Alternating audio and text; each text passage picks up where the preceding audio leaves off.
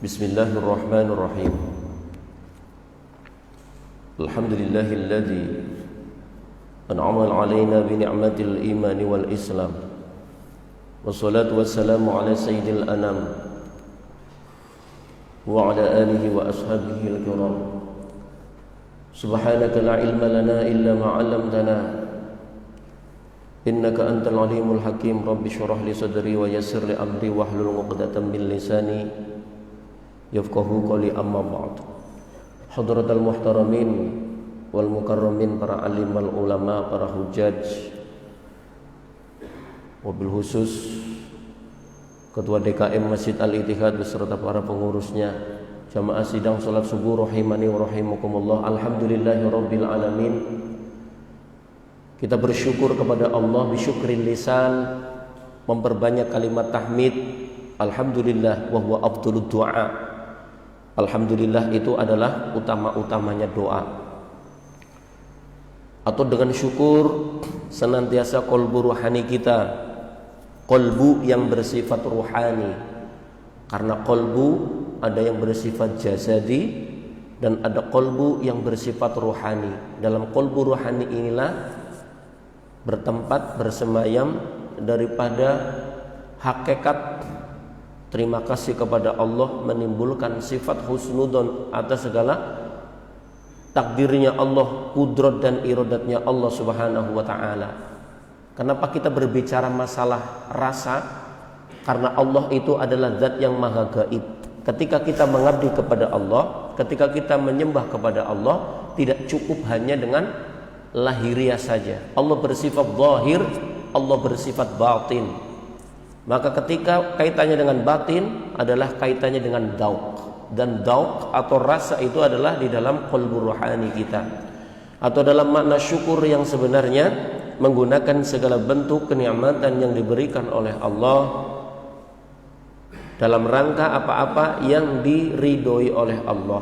Maka barang siapa yang diberikan oleh Allah subhanahu wa ta'ala kesehatan, diberikan oleh Allah subhanahu wa ta'ala kemudahan, diberikan oleh Allah subhanahu wa ta'ala segala macam bentuk kebaikan, tetapi dalam perangai hidupnya dia melaksanakan kemungkaran, dia melaksanakan kemaksiatan, pada hakikatnya kufur dia kepada Allah. Au kufru bin nikmat, au kufri bin nikmat, kufur nikmat. Dan kufur nikmat apabila telah mendominasi dan senantiasa terus menerus akan berubah menjadi kufur yang bersifat akidah. Na'udzubillah min dzalik. Shalawat tering salam semoga senantiasa terlimpah curahkan kepada junjungan kita habibana wa nabiyana Muhammad sallallahu alaihi wasallam, kepada keluarga, para sahabat, seluruh umatnya. Moga-moga kita termasuk umat Rasulullah yang diakui. Sekali lagi, umat Rasulullah yang diakui dengan tidak adanya hijab antara kita dengan Rasul. Karena nanti di yaumil qiyamah nanti ada orang yang ketika di dunia selalu mengucapkan asyhadu an la ilaha illallah wa asyhadu anna muhammadar rasulullah. Ternyata karena ada amalan-amalan yang dia lakukan di dunia, akan ada hijab antara dia dengan Rasulullah. Kata Rasulullah, laisa minni walastu minna. Dia bukan bagian dari golonganku dan aku bukan bagian daripada golongannya. Terhijab karena amalan-amalan diantaranya adalah golongan-golongan yang membenci daripada sunnah Rasulullah sallallahu alaihi wasallam, membenci syariatnya Nabi Muhammad sallallahu alaihi wasallam, selalu bersifat suudzon, buruk sangka terhadap sunnah daripada sunnah Nabi Muhammad sallallahu alaihi wasallam. Moga-moga kita termasuk umat Nabi yang diakui oleh Allah dan Rasulullah sebagai umat Rasulullah fid dini wad dunya hatta al-akhirah. Amin ya rabbal alamin. Jamaah sekalian, pada pagi hari ini kita lanjutkan pengajian kita, kitab Wasailul Wusul ila Syamailir Rasul, perantara-perantara yang dapat menyampaikan kepada syama'ilnya Nabi Muhammad sallallahu alaihi wasallam. Kenapa? Salah satu hal yang membingungkan umat dikarenakan banyaknya umat Nabi yang tidak mengenal Nabi Muhammad sallallahu alaihi wasallam. Dan di era sekarang ini yang paling ngetren itu adalah ketika muncul ngetren orang ngimpi ketemu dengan Nabi Muhammad Sallallahu Alaihi Wasallam. Ada orang yang berbicara bermimpi dengan Nabi terlalu lebay, dan ada orang yang menanggapi ketika ada orang saya bermimpi dengan Nabi, dia pun menanggapinya lebay, bahkan mengancam dengan pasal akan dimasukkan penjara. Ini terlalu lebay. Maka biar kita tidak terlalu lebay, mari kita pelajari daripada sama'il Rasulullah Sallallahu Alaihi Wasallam, supaya seumpamanya nanti kita diberikan rizki oleh Allah bisa bertemu dengan Nabi Muhammad Sallallahu Alaihi Wasallam, umpamanya di dalam tidur kita mengetahui, oh ini toh Rasul.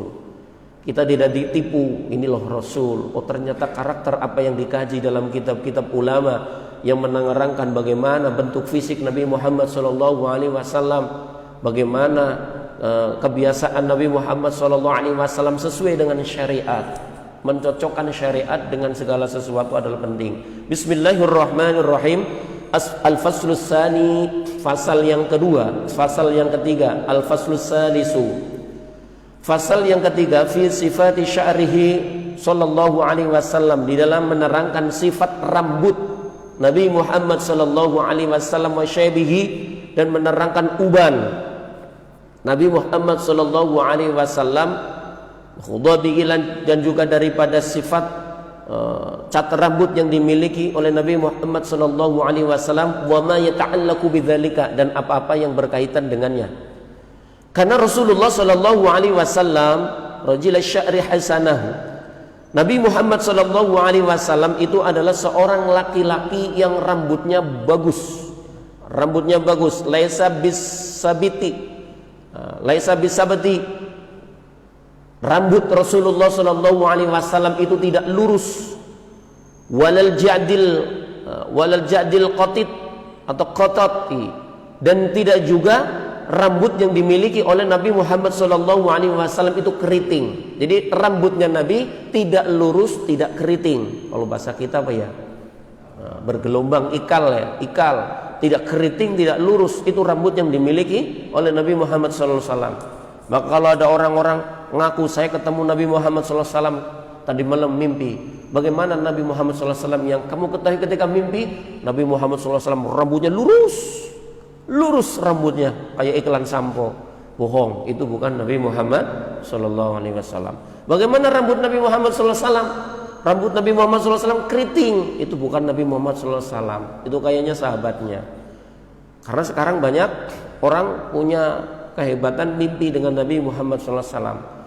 Bisa dijadikan barometer secara syariah apakah mimpinya itu hak ataupun tidak. Wa kana idza masyatatahu bil mushti, dan Nabi Muhammad SAW masyatatahu bil mushti, ketika Nabi Muhammad SAW itu menyisir, maka Nabi Muhammad SAW menggunakan sisir. Seperti kita bahas beberapa waktu yang lalu, Nabi Muhammad SAW itu adalah seorang nabi yang rapi, suka bersisir, suka bersiwak dan lain sebagainya. Dan bagaimana ya'ti ka'annahu bukar ramli, dan seolah-olah bahwasanya Nabi Muhammad SAW ini belahan rambutnya ini seperti belahan daripada pasir. Jadi kadang-kadang modelnya model tengah, kadang model pinggir, rapi. Cara menyisir Nabi Muhammad SAW terhadap rambutnya itu rapi. Itu Nabi Muhammad SAW.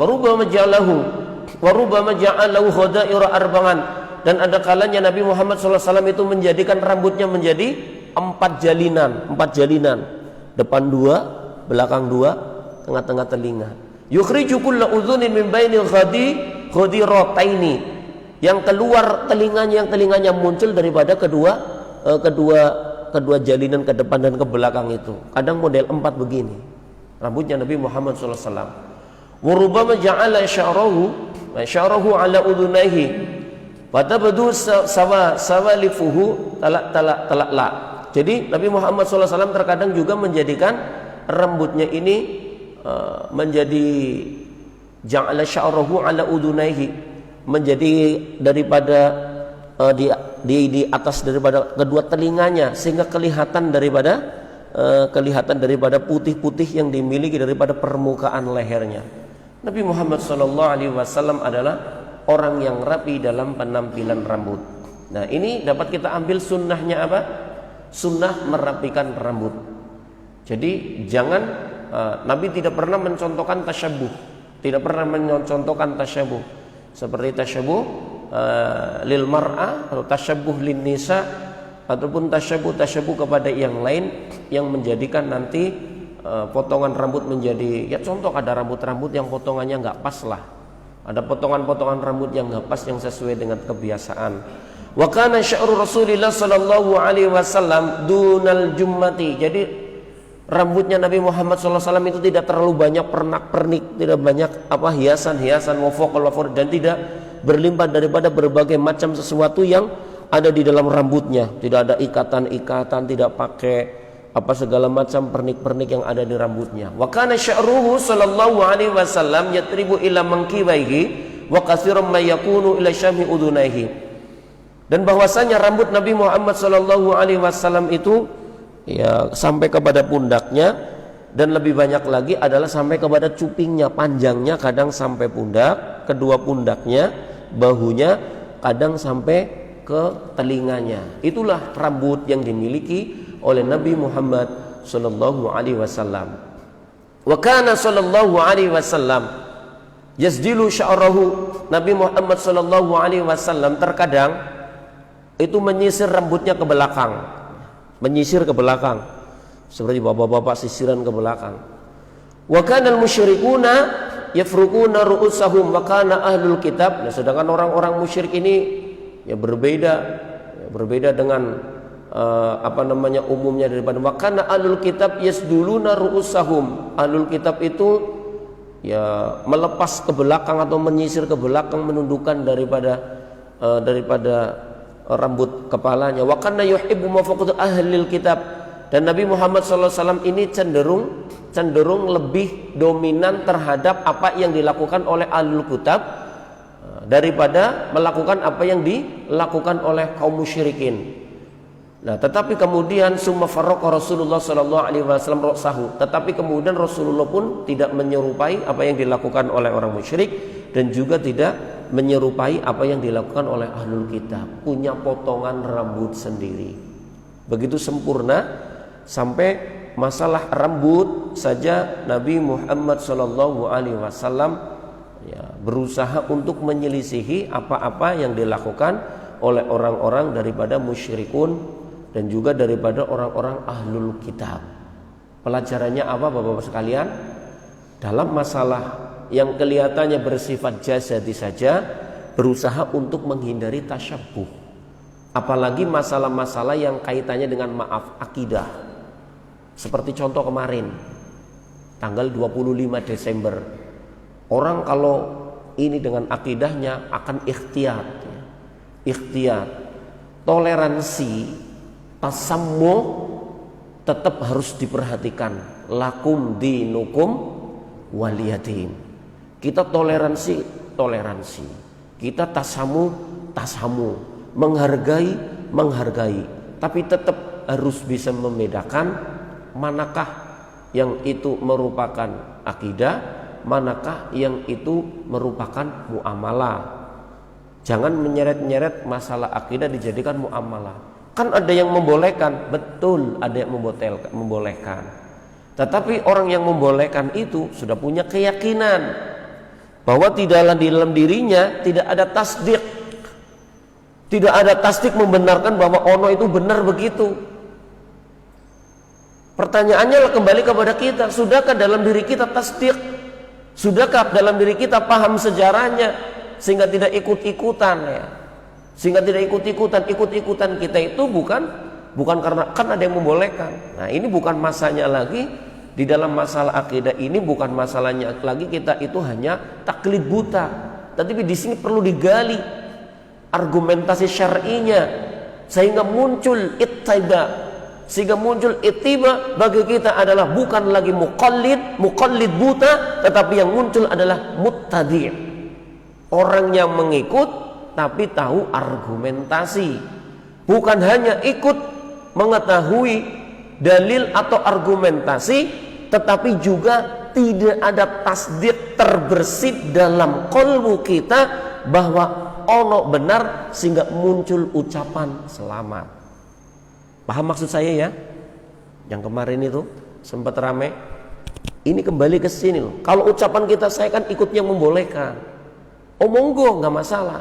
Tetapi ketika ucapan itu dalam qalbu kita terbersit tasdik, membenarkan yang sifatnya akidah, muncul itu sifat syirkun.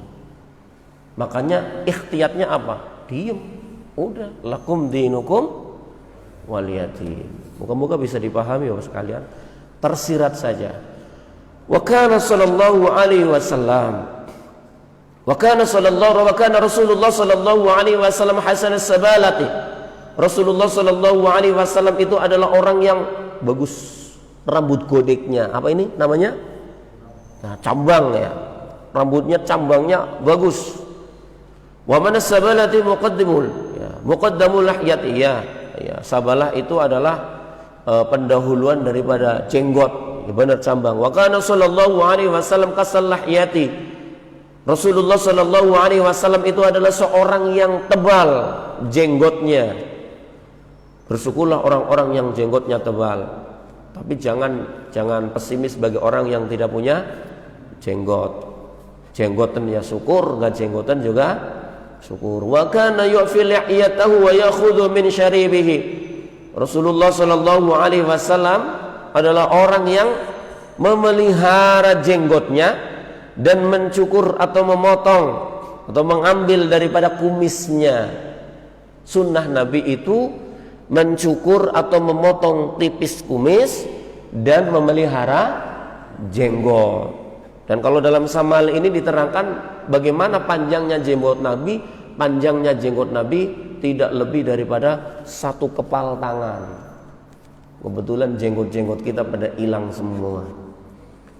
Wa kana sallallahu alaihi wasallam itu Nabi Pak, itu Nabi. Mau diikuti bagus itu karena sunnah. Jadi dari ini kita jangan apa ya? Jangan membuli lah. Wah, ngapain jenggotan?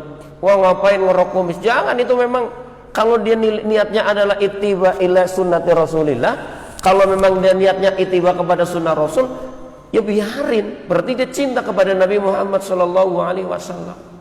Jangan membuli, ikut-ikutan orang Arab. Ngapain ikutan orang Arab? Kita ikuti budaya Arab, ikuti budaya lokal, ikuti budaya daerah. Akhirnya timbul kebencian kepada Arab. Wah, bahaya. Kita beragama Islam, berpegang pada Al-Quran, bahasanya bahasa Arab, bahasa surga bahasa Arab, Nabi kita orang Arab, kamu benci kepada orang Arab. Bahaya kalau begitu. Wa kana sallallahu alaihi wasallam yakhudhu min lihyati syarifah.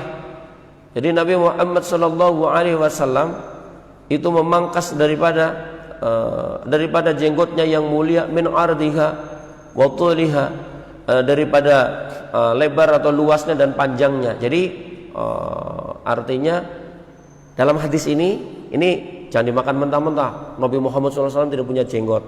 Nah ternyata kalau ada yang menemukan hadis ini, wakana, ini bagi orang-orang yang gak suka jenggotan nih, wakana sallallahu alaihi wasallam yakhudhu min lihati syarifah min ardiha wa tuliha.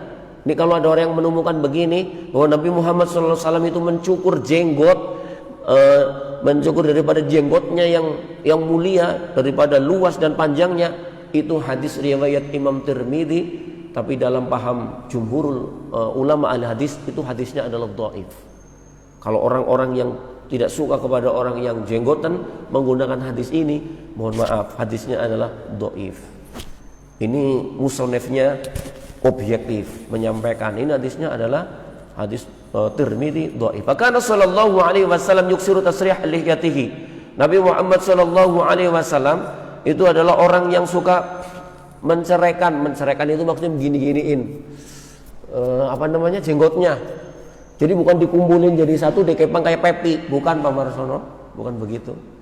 Jadi kalau nanya bagaimana kalau jenggot itu dibikin linting-linting di apa ini nih? Di kelabang. Itu bukan sunnah. Yang dilakukan oleh Nabi Muhammad SAW itu adalah wa kana sallallahu alaihi wasallam yuksiru tasrih lihiyatihi. Nabi itu mencerai-beraikan daripada jenggotnya, dibikin kayak lebarlah, bukan begini dijadiin satu di kelabang atau dikuncir begini, enggak, itu bukan sunnah Nabi, itu sunnah artis. Wa kana sallallahu alaihi wasallam la yufarriquhu, ya, bahwasanya Nabi Muhammad sallallahu alaihi wasallam tidak berpisah daripadanya. Apa yang tidak pernah berpisah? Siwakuhu, siwaknya. Selalu kemana-mana Nabi membawa siwak. Ini satu budaya yang kita masih susah sekali untuk, satu sunnah yang kita masih susah sekali untuk melaksanakannya. Apa? Siwak. Padahal siwak itu Masya Allah keutamanya luar biasa. Wala mushtuhu, dan Nabi juga sallallahu alaihi wasallam tidak berpisah dengan apa? Dengan sisirnya. Nabi kemana-mana bawa siwak, bawa sisir. Wa kana yanzuru fil mir'ati, dan Nabi Muhammad sallallahu alaihi wasallam itu adalah orang yang, ya, gemar berkaca, bercermin, melihat penampilannya. Jadi seorang yang menjaga penampilan, siwak, sisir, kaca, idza saraha liyatihi. Nah, dikhususkan ketika Nabi Muhammad SAW membuyar-buyarkan atau mencerai-beraikan daripada jenggotnya. Jadi ngelihat begini, wah, bagaimana nih jenggot saya nih. Itu Nabi Muhammad SAW orang suka begitu. Juga kadang-kadang disisirin. Itulah Nabi Muhammad sallallahu alaihi wasallam. Maka sallallahu alaihi wasallam idza tama, ketika Nabi Muhammad sallallahu alaihi wasallam memperhatikan atau peduli terhadap sesuatu, aksara min masilihiyatihi, maka Nabi banyak dalam ketika memberikan sesuatu itu menyentuh daripada jenggotnya. Momennya ngeliatin, nah begini dilihat-lihatin sambil nyentuh-nyentuh daripada jenggotnya, ya kayak orang lagi apalah begini. Wa kana sallallahu alaihi wasallam idza tamma, ketika Nabi Muhammad sallallahu alaihi wasallam sedih, akhadha lihyati biyadihi yanzuru fiha.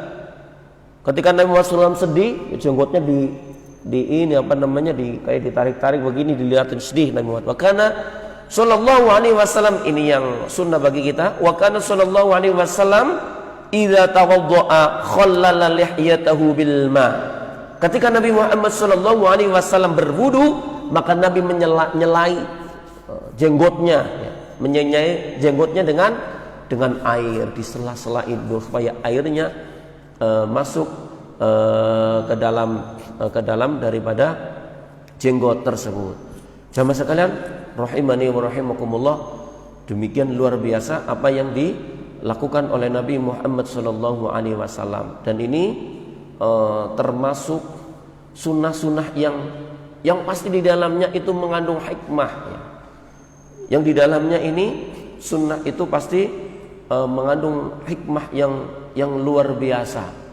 Seperti contoh nih, ada satu sunnah ketika diterangkan dalam satu hadis bahwasanya membunuh binatang itu sunnah. Contoh binatang yang sunnah dibunuh, contohnya apa?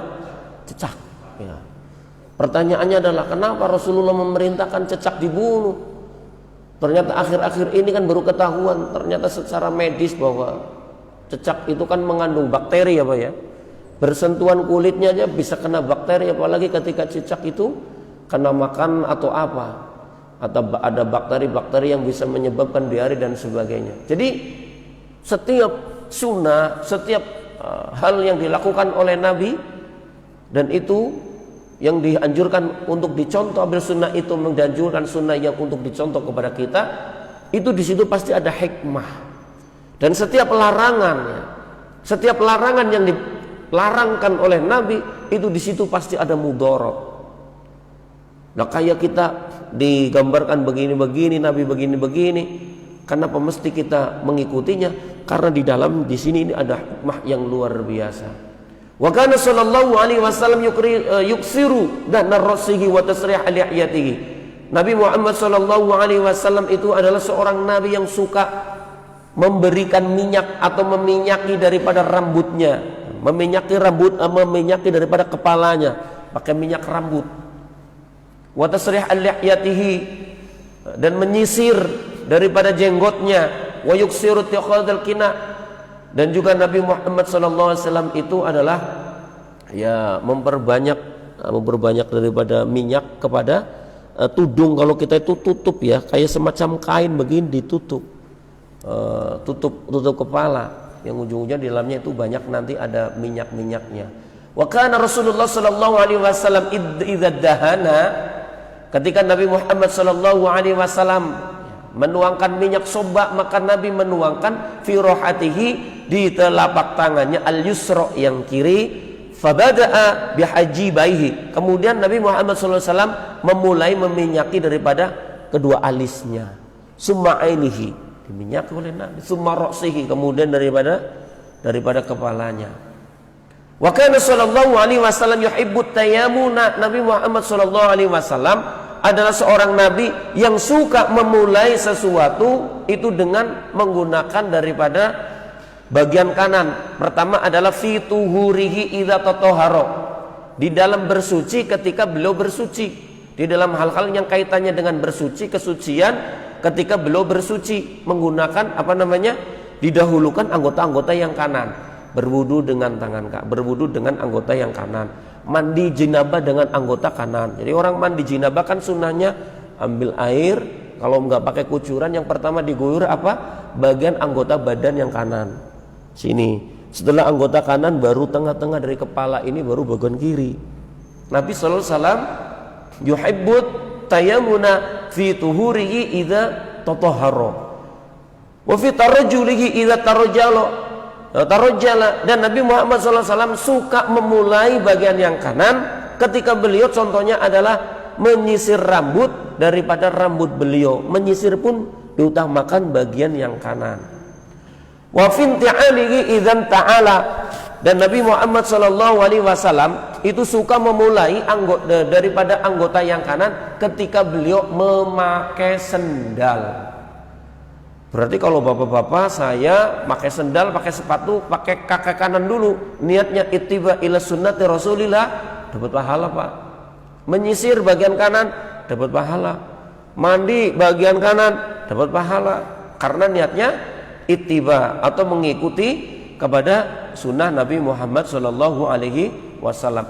Wa fi sya'ni kullihi, dan dalam semua daripada apa yang dilakukan oleh Nabi sallallahu alaihi wasallam sifatnya hal-hal yang baik. Wa kanat yaduhul yusra, dan keberadaan daripada tangan kirinya Nabi Muhammad sallallahu alaihi wasallam adalah li khalaihi, untuk istinja, cebok. Jadi kebalik, makan tangan kiri, cebok tangan kanan. Yang pas makan tangan kanan, cebok tangan kiri. Li khalaihi, untuk hal-hal yang kotor. Wa makana min adza, dan wa makana min adza, dan tentunya hal ini adalah kaitannya dengan hal-hal yang sifatnya yang kalau bahasa kita, yang kanan untuk yang baik, yang kiri untuk hal-hal yang tidak baik atau yang bersih untuk yang tidak bersih. Wa idza nama taja'a ala jambil aimani mustaqbilal qiblah. Wa idza nama, dan ketika Nabi Muhammad sallallahu alaihi wasallam tidur, ittaja'a, Nabi Muhammad tidurnya miring. Ittaja'a ala jambihil aiman, Nabi Muhammad sallallahu alaihi wasallam itu tidurnya atas miringnya adalah miring kanan, mustaqbilal qiblah, menghadap kiblat. Pertanyaannya adalah, kenapa Nabi mengajarkan ketika kita tidur kok tidurnya miring kanan menghadap kiblat? Berarti kepala di bagian mana Pak? Utara. Kepala bagian utara, kalau miring kanan berarti menghadap kiblat. Secara medis luar biasa. Coba ditanya, digali, kenapa tidur miring? Kenapa tidurnya Nabi Muhammad itu tidak mengajarkan? Tidurnya Nabi Muhammad SAW tidak mengajarkan tidur terlentang, miring kanan, atau bahkan tengkurap.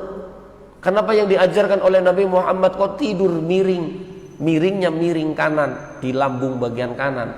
Itu ada apa sebenarnya? Secara medis luar biasa. Secara medis luar biasa. Bahkan cara minum beliau, kenapa minum yang dianjurkan kok gak langsung gelegak, itu kenapa? Dan kenapa minum yang dianjurkan kok juga dalam posisinya adalah posisi duduk, bukan dalam posisi berdiri, itu kenapa? Itu setiap sunnah yang diajarkan oleh Nabi Muhammad SAW itu ada hikmah yang banyak. Jangankan tidur, senyum saja jadi obat. Sehingga tidak salah ketika Nabi bersabda, tabassumuka ala wajhi akhika shadaqatun. Senyummu di depan saudaramu adalah sedekah, dan senyum itu termasuk terapi.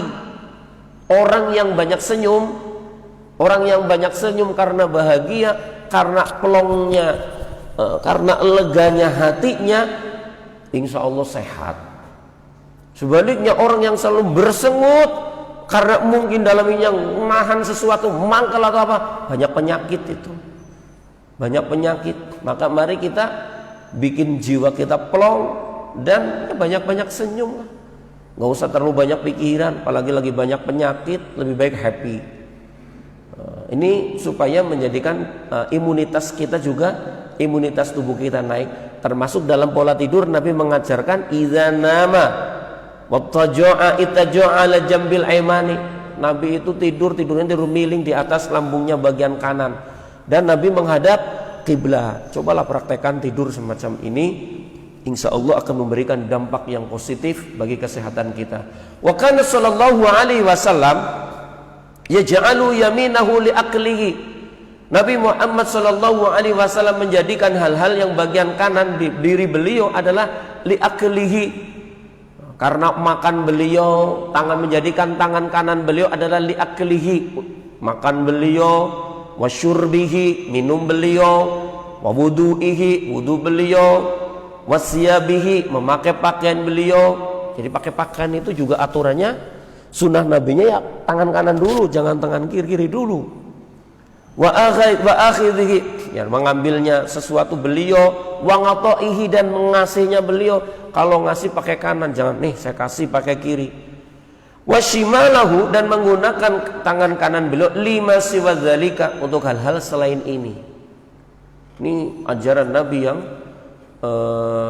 yang luar biasa. Wa kana Rasulullah sallallahu alaihi wasallam yatarajjalu ghiban. Nabi Muhammad sallallahu alaihi wasallam adalah seseorang yang bersisir tetapi jarang, artinya tidak sering-seringan sisir. Kayak pernah saya bahas kemarin itu, kalau nggak salah, Nabi itu cara bersisirnya bukan kayak pesolek, setiap waktu sisiran. Beliau sisiran, tapi sisirannya itu kadang-kadang, tidak setiap waktu. Maksudnya adalah hinan ba'da hinin. Jadi sekali waktu aja. Wa kana syaibuhu sallallahu alaihi wasallam fil ra'si. Nabi Muhammad sallallahu alaihi wasallam itu memiliki uban di kepalanya. Wa lihyati syai'an qalilan. Ada juga jenggot dan sesuatu di jenggotnya sedikit. Nahwa sab'asyarata sa'ratan. Semisal daripada 17 rambut. Jadi Nabi Muhammad sallallahu alaihi wasallam itu punya uban. Abu Bakar berkata, wa qala Abu Bakrin, sahabat Abu Bakar radhiyallahu anhu berkata, ya Rasulullah, qad syibta, sungguh engkau telah ubanan wahai Nabi. Sahabat Abu Bakar melihat engkau ubanan wahai Nabi. Qala Rasulullah sallallahu alaihi wasallam bersabda, syayyabatni, menjadikan aku ubanan. Kalau bahasa kita tahu enggak Abu Bakar apa yang menjadikan aku ubanan?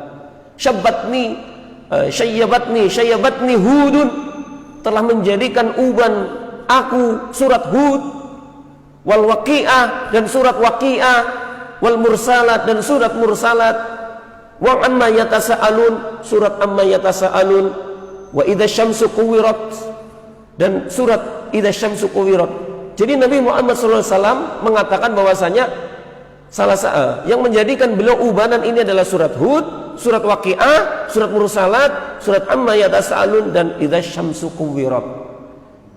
Dikarenakan apa? Lishtimali hadhihi suwar, dikarenakan muatan yang ada di dalam surat-surat ini ala bayani ahwalil qiyamah, menjelaskan tentang hal-hal yang berkaitan dengan kiamat. Mimma yujibu khawfahu ala ummatihi, daripada hal-hal yang mewajibkan atas umatku untuk takut kepadanya, umatnya Nabi Muhammad sallallahu alaihi wasallam. Jadi Nabi Muhammad SAW ubanan itu karena diantaranya menurut hadis ini karena belum memikirkan surat Hud, waqi'a mursalat amma yatasaalun idza syamsu kuwirat, karena Nabi paham apa-apa yang termuat di dalam surat-surat ini yang mengandung kaitannya dengan hal-hal yang berkaitan dengan kiamat, yang sebenarnya hal itu mewajibkan takutnya umatnya juga kepada takutnya Rasulullah SAW takut kepada umatnya. Jadi Nabi Muhammad khawatir terhadap umatnya, dan sebenarnya umatnya ini juga harus khawatir, harus takut dengan hal-hal yang kaitannya dengan kiamat. Belum kiamat, baru alamat saja sudah menakutkan. Makanya banyak kan hadis-hadis yang termasuk dalam asyarat sa'ah, alamatus sa'ah, asyratus sa'ah. Nabi memberikan daripada alamat-alamat daripada kiamat. Nanti kalau kiamat akan begini-begini, nanti kalau kiamat akan begini-begini. Itu sebagai rambu-rambu supaya umat Nabi Muhammad SAW hati-hati. Karena Nabi Muhammad SAW sudah sangat paham dan diberikan mukasyafah oleh Allah, diberikan pengetahuan oleh Allah tentang kehebatan daripada kiamat, kehebatan sebelum kiamat, kehebatan atau luar biasanya ketika proses terjadi kiamat, bahkan hebat dan luar biasanya kejadian-kejadian yang terjadi setelah hari kiamat. Asyratus sa'ah saja fitnahnya sekarang luar biasa. Munculnya orang-orang kolaborasi, munafiqun, syirkun, harbiyun. Munculnya ulama-ulama ulama-ulama dunia, pemimpin-pemimpin zalim yang tidak adil, merajalela di mana-mana, bencana alam di mana-mana. Mungkin nanti setelah bencana alam akan munculnya perang besar, dan ini tidak bisa dihindari. Dan apa-apa yang distatementkan oleh Nabi Muhammad SAW lewat sunnah-sunnahnya yang mengingatkan kepada umatnya hampir 100% kejadian, tinggal beberapa saja yang belum terjadi menjelang daripada kiamat. Yang belum muncul adalah munculnya Ya'juj Ma'juj, munculnya Dajjal, munculnya turunnya Nabi Isa alaihissalam. Tetapi kalau melihat situasi dan kondisi sekarang ini sudah semakin luar biasa. Maka jamaah sekalian, perbanyak doa. Minimal yang disunahkan adalah setelah tahiyat akhir sebelum salam, Allahumma inni a'udzubika min adzabi jahannama wa min adzabil qabri wa min fitnatil mahya wal mamati wa min syarri fitnatil masyihid dajjal. Atau paling tidak hafalkan 10 ayat daripada surat Al-Kahfi. Supaya apa? Perlindungan kita. Maka sekarang banyak banyak ulama-ulama mengajarkan kita tidak bisa berbuat apa-apa dengan kemungkar, dengan kezaliman yang luar biasa, yang pada hakikatnya mungkin nanti kita akan ditanya oleh Allah. Udah jelas perintah Nabi, man ra'a minkum munkaran falyughayyir biyadihi.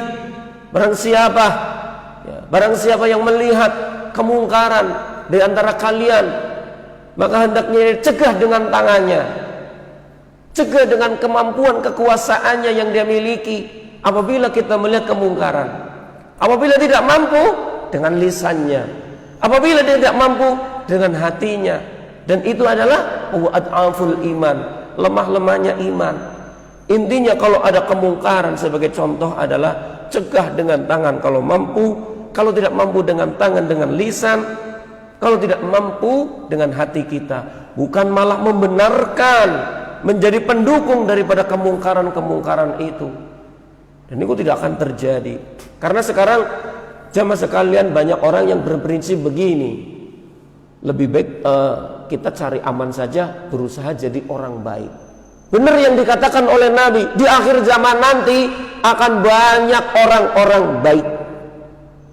Baik untuk kebaikannya sendiri, tapi jarang orang-orang yang berusaha menjadikan keadaan lebih baik. Dan biasanya ini termasuk yang kategori orang yang berusaha menjadikan keadaan lebih baik. Ini adalah orang yang berimbang di dalam amar ma'ruf nahi mungkar. Tetapi yang memang memiliki resiko tinggi adalah orang-orang yang nahi mungkar. Yang repot sekarang itu lebih baik kita jadi orang baik, diem, nggak ada resiko. Tapi ketika melihat kemungkaran malah menyalahkan, malah membuli, malah membabi buta, berusaha menghantam orang-orang yang berusaha membuat keadaan lebih baik atau istilahnya nahi mungkar. Itu yang terjadi sekarang. Sehingga yang timbul itu apa? Kemunafikan di mana-mana. Dan kita khawatir jangan-jangan kita bagian daripada orang-orang itu. Kita bagian daripada orang-orang yang munafik. Kita mengaku tiap hari asyhadu an la ilaha illallah wa asyhadu anna muhammadar rasulullah. Tapi ketika kita benci kepada orang-orang yang berusaha nahi mungkar dan malah membiarkan kemungkaran itu, biarlah sendiri-sendiri. Mau mabok, mau teler, mau ngerampok, biarin dia urusannya sendiri kok. Yang penting kita jadi orang baik. Giliran keluarganya dirampok, giliran keluarganya jadi pemabok, baru puyeng dia. Pernah ceritakan Pak? Pernah dengar cerita siapa itu? Yang ada di satu kampung, ibaratnya si A sama si B. Yang satu ngomong si A, "Hei B, di kampung kita ada warung minuman keras lu. Biarin aja, yang penting kita rajin ibadah ke masjid." Cerita lagi, "Hei si B, kenapa? Ini satu RT udah pada mabuk-mabukan nih. Biarin aja, mereka nggak ganggu kita ke masjid. Lebih baik kita rajin tetap ke masjid. B, ini satu kelurahan udah pada mabuk semua." Hah? Mabuk semua? Ayo kita nahi mungkar. Udah telat. Mau yang jualan, yang mabuk, bahkan yang tambah prostitusi di situ semua warga kampung kita. Akhirnya si B ada kabar apa? Ini masjid bikin pusing orang yang mabuk, masjidnya mau ditutup. Itu bisa terjadi bapak-bapak sekalian. Kalau satu kemungkaran yang kecil dibiarkan, satu keburukan yang kecil dibiarkan, biarinlah itu keburukan, itu kemungkaran kan tidak mengganggu kita. Kita jangan ganggu dia, toleransi. Tidak ada upaya untuk menyadarkannya. Tidak ada proses hisbah, tidak ada proses dakwah. Buru-buru jihad, hisbah kagak, dakwah kagak, udah biarin. Mereka kita. Yang penting mereka nggak ganggu kita ngaji. Iya, mereka ganggu kita ngaji. Tetapi kalau itu sudah hitamnya sudah, bakal tutup itu kebaikan. Tidak ada lagi titik kebaikan. Sama yang terjadi di tengah-tengah kita. Bisa ketika kita membiarkan dalam satu sekup RT, dalam satu sekup RW, dalam satu sekup perumahan, bahkan yang luas dalam satu negara, kemungkaran dibiarkan merajalela, sedangkan kebaikan-kebaikan tidak diperjuangkan, amar ma'ruf nahi mungkar tidak ada lagi pada diri orang Islam, dan kemungkaran itu telah merajalela rata, maka jangan berharap ada kebaikan di situ. Yang salah siapa? Yang salah si B tadi. Biarin aja, nggak ganggu kita kok. Biarin aja.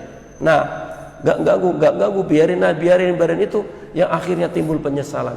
Kenapa dulu kita tidak melakukan amar ma'ruf nahi mungkar? Dan itu perjuangan. Nah kalau kita sekarang, nah kita mau bagaimana? Kita nggak bisa. Masih bisa. Allah masih ngasih sama kita. Dengan apa? Qabiqalbihi. Minimal dengan doa. Ad-doa usilahul mu'min. Maka kalau ada orang yang lagi berdoa, ini doakan Allahumma ansuril Islam wal muslimin. Ya Allah, tolonglah Islam dan kaum muslimin. Amin. Jangan ngikuti orang yang begini, mohon maaf. Islam itu nggak perlu ditolong. Karena apa? Islam itu punya Allah. Allah itu kuat. Makanya aneh ya. Aneh ini. Aneh. Ada ormas punya label. Di situ tulisannya apa? Nahnu ansarullah. Nahnu ansarullah. Dalam sekali itu, nahnu ansarullah, kami adalah penolong-penolong Allah. Mubarin pengajian. Gimana nahnu ansarullahnya? Ya Allah. Allahumma ansuril Islam muslimin, perlu itu. Wa alikil wa dammir a'da'ad-din. Rusak, bubarkan. Siapa? Musuh-musuh agama. Karena kita udah mau apa lagi, Pak? Mau apa lagi? Dan kalau kita diem nggak ada andil di dalamnya, minimal Masya Allah, kita Masya Allah. Itu bukan provokasi, bukan. Kita ngeliat ke depan itu menyeramkan. Menyeramkannya apa? Masa kita sudah begini, gimana kita membayangkan masa anak cucu kita nanti? Nah itu kan urusannya Gusti Allah. Ya udah, kalau mau pakai prinsip itu urusannya Gusti Allah nanti. Yang penting kita sekarang happy. Nah Masya Allah. Jamaah sekalian rahimani wa rahimakumullah, meneladani daripada Rasulullah Shallallahu Alaihi Wasallam itu tentunya ya, di samping mempelajari hal-hal yang kaitan dengan yang bersifat fisik, juga sikap, bagaimanakah sikap Rasulullah Shallallahu Alaihi Wasallam, ketegasan beliau ketika berhadapan dengan harbiyun, ketegasan beliau ketika menyangkut masalah agama. Jadi jangan hanya mengatakan Rasulullah itu kan orang yang lemah lembut, bukan hanya lemah lembut, tegas. Jangan diambil lemah lembutnya, tapi juga Rasulullah SAW adalah tegasnya. Ya, salah satu dari kelemah lembutan beliau adalah syayyabatni hudun, telah menjadikan aku beruban. Surat Hud, Waqi'ah wal Mursalat, dan ini menjadi renungan bagi kita. Rasulullah SAW mimma yujibu khaufahu ala ummatihi, yang Rasulullah itu khawatir dengan umatnya, dan umatnya harusnya juga dengan takut. Wasu'ila Abu Hurairah radhiyallahu ta'ala al-khudabah, apakah Rasulullah SAW mewarnai daripada rambutnya, mengecat daripada rambutnya? Qala na'am. Wa an Abdillah bin Muhammad bin Aqil qala ra'aitu sya'r Rasulullah sallallahu alaihi wasallam 'inda Anas bin Malik maghduban. Rasulullah rambutnya dicat. Tapi cat Rasulullah bukan cat kayak kita, Bapak-bapak. Ini masyhur di kalangan kita. Ada orang suka ngecat rambut. Biasanya dicat rambut pakai warna apa? Hitam. Hitam dalam rangka menutupi uban. Sebenarnya kurang pas. Kurang pas yang pertama apa? Orang ubanan kalau mau dicat itu kalau bisa jangan pakai warna hitam. Pakai warna selain hitam, merah, warna apa itu.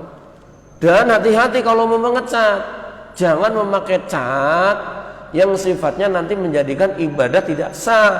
Contoh memakai cat yang menghalangi air ketika bersuci, baik wudu maupun mandi janabah, airnya tidak nyampe rambut. Memakai cat umpamanya cat yang bukan ini, cat yang nempel begini, akhirnya ketika berwudu atau mandi wajib tidak nyampe ke rambut karena terhalangi oleh cat. Jangan. Nah, itu tidak boleh begitu. Wa fi sahihani min turki kasiratin an-nabiy sallallahu alaihi wasallam yalqib lam yaqulu syaibahu awan al-khidabi wa inna ma qadama kana indahu syai'un min sya'rihi pada wafatihi sallallahu alaihi wasallam yakuna abqalahu. Ya, ada yang mengatakan bahwa itu bukan cat, tetapi itu bukan cat lah. Ada yang mengatakan itu bukan cat. Kemudian Rasulullah sallallahu alaihi wasallam Rasulullah sallallahu alaihi wasallam mewarnai kuning. Mewarnai kuning lihyatahu, daripada jenggotnya, bil warsi kelawan dengan waros wa za'faron. Ini ada, kita sering lihat ya di media sosial, seorang Habib yang suka mewarnai jenggotnya itu pakai warna kuning. Habib siapa ya? Habib Umar. Itu memang Rasulullah pernah langsung Rasul. Nah ini di sini ternyata anna Rasulullah sallallahu alaihi wasallam, bahkan wa fi sahihaini aidan wa sunan Abi Dawud, diceritakan di dalam kitab sahihaini dan Abu Daud dan Sunan Abu Daud, an Ibnu Umar radhiyallahu, daripada Ibnu Umar radhiyallahu anhuma, anna Rasulullah sallallahu alaihi wasallam karena yusaffiru lihiyatahu bil warsil wa za'faron. Maknanya Rasulullah sallallahu alaihi wasallam mewarnai kuning daripada jenggotnya dengan tumbuhan waros dan za'faron. Jadi besok kalau mamanya bapak-bapak jenggotan diwarnai kuning nggak apa-apa, Pak. Nggak apa-apa daripada diwarnai putih. Ini pernah dilakukan oleh Nabi Muhammad sallallahu alaihi wasallam. Wa kan Qatadah qala qultu li Anas bin Malik al-Khudab Rasulullah sallallahu alaihi wasallam, maka Rasulullah sallallahu alaihi wasallam mewarnai rambut, memakai cat sallallahu alaihi wasallam. Qala lam yablugh dzalika inna ma kana sya'an fi sudghaihi. Hanya beberapa uban saja di pelipisnya. Walakin Abu Bakar radhiyallahu taala anhu khutbah bil hina, tetapi Abu Bakar radhiyallahu anhu pernah memakai atau mewarnai daripada ininya dengan hina dan wal katam. Nah, ini hal-hal yang pernah dilakukan oleh Nabi Muhammad sallallahu alaihi wasallam. Ada yang penting, bismillahirrahmanirrahim. Ini saya ambil, wa kana sallallahu alaihi wasallam ya, yukallimu adfarahu. Nabi Muhammad sallallahu alaihi wasallam itu memotong kuku-kukunya. Tadi tidak memelihara panjang kukunya. Wa yakussu syaribahu, dan memotong daripada kumisnya yaumal jumu'ah. Sunnahnya adalah hari Jumat. Wa kana sallallahu alaihi wasallam ya'muru bidafni sya'ri wal afar. Rasulullah sallallahu alaihi wasallam memerintahkan untuk memendam apa ya? Mengubur ya, memendam lah. Bidafni sya'ri wa adfari, untuk mengubur, memendam daripada rambut dan kuku. Kalau kita kuku dan rambut diapain, Pak? Dibuang ya, dibuang. Padahal sunnahnya diapain? Dipendem. Kalau kata Pak Ahmad dulu di kampung, kalau ini dipendem jadi apa, Pak? Kunang-kunang ya, Pak. Orang kampung begitu dulu ya. Kukunya dipendem, nanti akan jadi kunang-kunang. Itu TBC kayaknya, TBC itu ya. TBC. Tahayul bid'ah curopat kayaknya itu. Enggak ini. Tapi sunnahnya wa kana sallallahu alaihi wasallam ya'muru bidafni sya'ri wal adfar. Bahwasanya Nabi Muhammad sallallahu alaihi wasallam memerintahkan untuk mengubur daripada rambut dan kuku-kuku yang telah dipotong. Wa kana sallallahu alaihi wasallam ya'muru bidafni sab'i asya'a, sab'ati asya', bidafni sab'ati asya'a. Nabi Muhammad sallallahu alaihi wasallam memerintahkan untuk mengubur 7 macam hal. Minal insan, dari manusia. Minal insan, Pak. Ini sebenarnya insan kalau dikaji, Pak, panjang, Pak. Manusia dalam bahasa Arab di dalam Al-Qur'an itu kan ada insan, ada nas, ada bashar. Kita ini sebenarnya apa? Kita bashar, nas, apa insan? Kita insan. Apa itu insan? Apa itu bashar? Itu nas. Itu nanti kalau kita gaji itu, kita akan masuk dalam makalah man arafa nafsahu faqad arafa rabbahu. Orang yang kenal dirinya, maka sungguh dia akan kenal Tuhannya. Kenali diri kita, al-bashar, an-nas, al-insan. Kalau nggak mau mengkaji itu, ya udah, adanya saja. Apa yang diperintahkan oleh Nabi Muhammad SAW untuk dikubur? Yang pertama adalah asy'ru, rambut. Potong rambut, kubur. Jangan dijual malah rambutnya. Wadzufru, kuku juga dikubur. Waddamu, darah. Walhidatu, ya, hidatu itu apa namanya? Ini kalau kita bilang roti tawar, apa namanya? Pembalut. Walhidatu, kain pembersih haid itu, pembalut itu. Jadi mengubur rambut, kuku, darah, kain pembersih haid, wasinu, gigi. Kayak orang sekarang, giginya rontok yang mana, Nak? Yang bawah. Diapain, Pak? Lempar ke atap. Biar apa? Biar giginya nggak merongol gitu kan. Terus giginya yang rontok yang mana? Yang atas. Dibuangnya kemana? Ke bawah, biar lurus ke bawah giginya, nggak nongol ke depan. Bukan begitu. Sunnahnya mau gigi atas atau gigi bawah itu dikubur. Kalau punya tanah, nah, karena kita nggak punya tanah di sini ya ngubur di tanah orang dimarahin. Wal alaqatu, gumpalan darah, yang umpamanya ada orang keguguran. Wal masyimatu, ari-ari itu dikubur, tapi dikuburnya bukan kayak orang sekarang, dikubur, dikasih lampu, terus diapain? Ya itu saya nggak tahu ajaran dari mana. Jadi, masya Allah, jamaah sekalian rahimani wa rahimakumullah, Rasulullah mengajarkan, saya ulangi, wa kana sallallahu alaihi wasallam ya'muru bidafni sab'ati asya'a, memerintahkan untuk mengubur 7 macam hal daripada manusia. Asy'aru, rambut, wadzufru, kuku, waddamu, darah, wal haidatu, ya haidatu adalah kain pembersih daripada haid, wasinu gigi, wal alaqatu gumpalan darah, wal mashimatu dan ari-ari. Sebagai penutup, mu'an Anasin radhiyallahu taala ra'aitu Rasulullah sallallahu alaihi wasallam wal khallaqu yahlikuhu wa tafa bihi ashabuhu fama yuridu an tawasharahu illa fi yadi rajulin. Jadi bahwasanya sekali lagi ini adalah sunnah-sunnah yang diajarkan oleh Nabi Muhammad sallallahu alaihi wasallam.